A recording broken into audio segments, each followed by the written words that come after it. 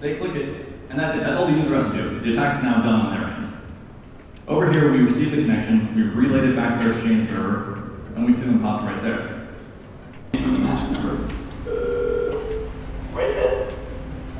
You want Okay. So he apparently knew that this was not a legit call. At the very end of this sequence, we launch a shell in order to hopefully gain root permissions.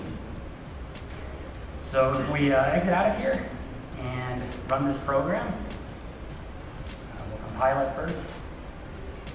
We'll double check exactly who we are again. So we are just a regular unprivileged user, but when we run the program, we use that deeply embedded core in order to gain root permissions. So moving forward, we need to be more vigilant with what we trust on the internet. It's time when we need to rely on trusted news sources. Alright, so the actual audio lagged a bit there just because of the network here. But basically, that was Jordan Peele actually and BuzzFeed that made that video. And it should convince you that this technology is becoming pretty widespread. Just think of, for example, what you could do with a huge AI research fund hacking you. For example, can you imagine being sent to prison rather than given probation because proprietary software says you're likely to commit another crime? But you can't ask how the software makes that decision. That's the Loomis versus Wisconsin case. What about the primary evidence against you in a murder trial being the results of DNA software? But one program says you did it and another says you didn't. That's the Hillary case.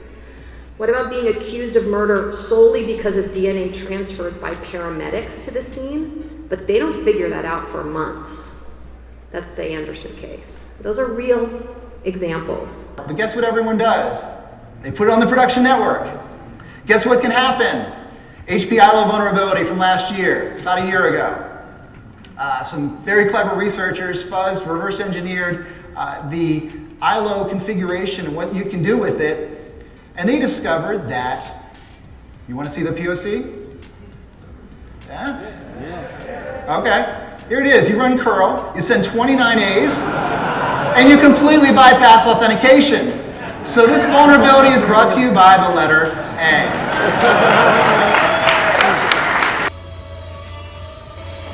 So, yep, smartphone is disconnected, so the owner of the drone cannot pilot anymore the drone, but I have the control over the connection, and I can make it now.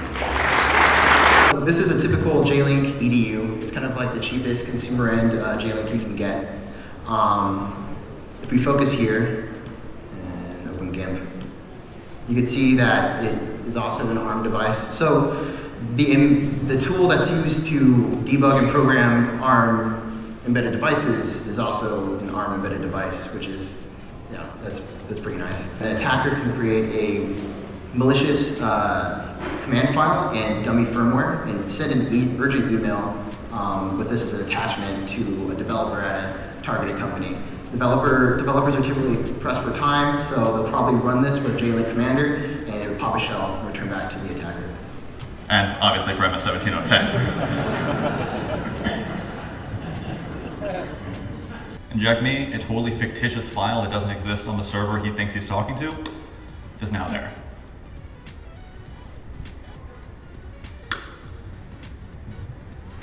And any file... Please log in, and if you were logged in before, so they store basically the username and password, and if you set this guy to true, it automatically logs you in, even without typing the username and password. Again, share preferences. I mean, yeah. that. It programs it.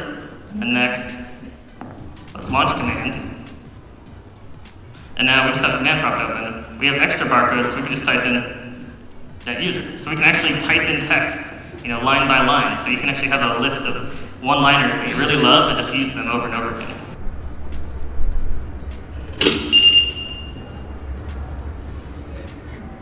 Okay.